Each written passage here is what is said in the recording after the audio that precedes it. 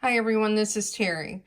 I've prepared something that is like a little stamp of a Valentine heart, and this is something I have on cardstock, and I'm going to try to scan this into my machine to see if I can cut that out. So what I'll do is choose scan. I already know from testing it out that I need to choose color, and so I'll choose scan, and on the recognition mode I'll choose color, and we'll go ahead and select this and choose OK, and then at this point we'll choose start stop. We need to load our mat and choose OK, so we'll press the load button. This machine's very loud. As I mentioned, this is a CM650W, and we'll start stop.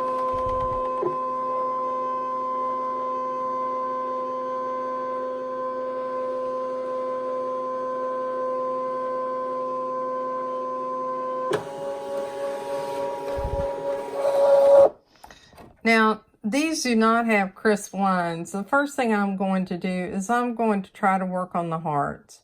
So I've selected the hearts by framing them because the sentiment's very thin. I think it's honestly going to be difficult and may not work on the machine.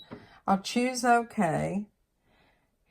And then what I'll do is, right now it has 5 colors. Let's zoom in and let's see what it looks like by going to 400%. Let me move my camera so you can see what it looks like on the screen. So you can see here that at 400%, and we'll come down, it looks like it's going to cut out all of those hearts, and that's going to be directly on the edge. So we'll back up, set the camera down, and we'll go ahead and leave it with that. So we'll X out of the zoom and we'll choose OK. Now if I want to set a little offset to give a little light color, I can do that. We'll choose plus, and I'll leave it at +4, and I'll choose OK. And now we'll go ahead and choose OK again. It's processing it. We'll choose cut. And now we want to press start stop. Now at this point, my cutter goes over and we'll see what we get.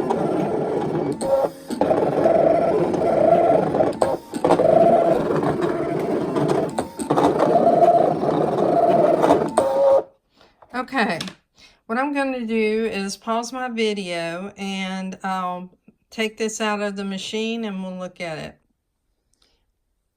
Okay, I've completed the cutting. I unloaded the mat. And one of the things with the mat that I like to do is I like to turn this so that I am moving this off the mat backwards. And the reason I do that is I find that I don't distress the shape of my paper so much. But now what you see is each of the individual, let's first of all look at the cutouts of the heart. And I don't know if you can tell it or not, but those shapes are fairly perfect. And what we'll do is we'll cut out each, or not cut out, we'll take the spatula and lift each heart. And you can see it right here in my hand. So if I wanted to add this to a card, it would be easy to do that. And these are very, very small. It did an excellent job cutting. And it looks like this is a brand new mat, and you can see just a little bit where the shape of the cutter against the mat, you can see where it's cut into the mat a little bit, but it's not a great deal. So we'll go to home. We'll choose, whenever it says OK to delete all patterns, that's fine. All it's doing is deleting what's on the screen. We'll choose pattern, and this is where you can go in and select a shape. And I want to select a flower, and we'll choose a simple flower for this the first time. So let's see what we have here. And And I think what we'll do is we'll just choose this flower here. Let's increase the size of it just a little. It's about 4 by 4. And actually, I'll decrease the size of it. And the reason I'm doing that is because of the size of the fabric. If this doesn't work, I want to know. The next thing I'll choose is OK, and I'll select that and choose OK. And this is where I can go in and I can make changes to it. So if I wanted to have 2 flowers, I could increase it to 2 or 3 and set it. I just want to do 1. So what we want to do is we want to choose set. And now what we're going to do is we want to scan our background. And we also want to add a test cut. Okay, I cut a test of my fabric here. And with my fabric that I have, I used the backing material that Brothers supplied, which is like a heavier heat and bond. It's called their Iron-On Fabric Applique Contact Sheet. So I set my blade, got the right depth. I now have a design on the fabric. Let's zoom in so you can see it. It's at 400%, and I had this batik on the front. And I don't know if you can see the outline of a flower, but I have a flower there. And I may have a corner of it cut out from that triangle. So I'm going to try to move it up a little bit and get it away from the triangle. And I think I'm inside all the corners. We'll choose OK. And now we're ready to cut.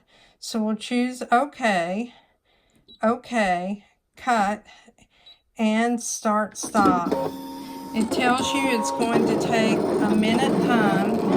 And again, this is one of the shapes that's built into the machine. Now you hear how loud this is?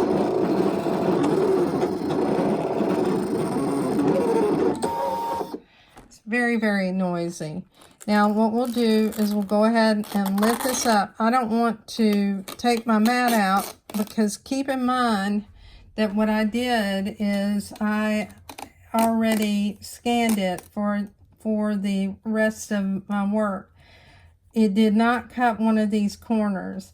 What I'm going to do right now is take my scissors and just cut this away so we can continue on to the rest of it, and we'll adjust it whenever I take it out. So we'll just press that down for a minute. And it could be because I was so close to the edge, because the rest of this is just beautiful. It's a perfect cut. And if you look at this, what's left, you can see these edges are really, really clean. So I couldn't have asked for a better cut than that. Now what I have right now is thicker because I have freezer paper that I've ironed down, and I pressed it to my mat. In fact, I want to make sure that it's really stuck to that mat. And I'll try using the blade here. One thing you know, when you're cutting paper, it dulls blades. I'm doing that for demonstration purposes. But if I was going to use this as my method all the time, I would not use the blade that I use for fabric. So we'll choose OK. And what we want to do is we want to move it over here on the mat to where our freezer paper is by going back and move this design right here. And it looks like, move it in so it's over the fabric. I think let's move it a little bit more. Well, one more time. There we go. And now we'll choose OK, and we'll choose cut. So my mat will move forward in a moment. We'll press start, stop.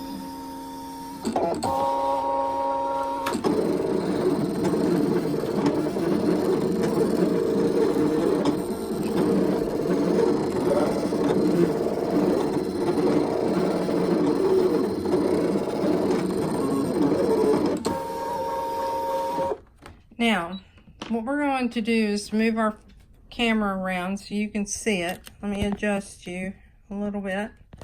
I think you can see it. And what I'm trying to find out is if it cut all the way through without removing all of this. So what I can do is lift up from a corner and see if it cut all the way through. And it did not cut all the way through all of this paper. So what I want to try to see is if it cut the material. And I can already tell it did. And since it cut the material, and you can see it right here, it did a good job cutting it. What I'll do is take this off the mat by lifting it off. We'll take the scraper and get our flower off the mat. Our flower is going to need just a little bit of surgery, but it's not too bad.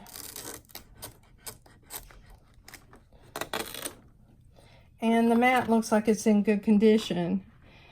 I keep my mat inside the protective holder. There's a lot of people that use zig on their mats. What I'll do is unload it. We'll just set it aside for right now. And they use zig to keep it sticky. So I want to show you this. So this is what I need to cut with some scissors and follow that shape. But I can do that pretty easily, I think, by taking some of the waste from this and just take one of my pins that will iron away, and I can draw that line and cut the rest of that shape. And I have a really nice piece for applique. And again, this has what is equivalent to the stronger Heat and Bond, because I think the Brother product is heavier than Heat and Bond Light. But it's what I had to get hold of. Now what I'm going to do is tear away my paper, and let's look at this. Look at that, folks. This is what happens whenever I take, and this is a piece of batik, and what I'll have to do is to tease away this paper, which is freezer paper, so you iron it with a shiny side towards your fabric.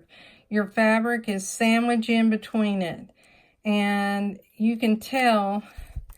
Let me try to get it off here without ripping up my piece. Normally what I would do is take a little straight pin, but I'm trying to do this on camera.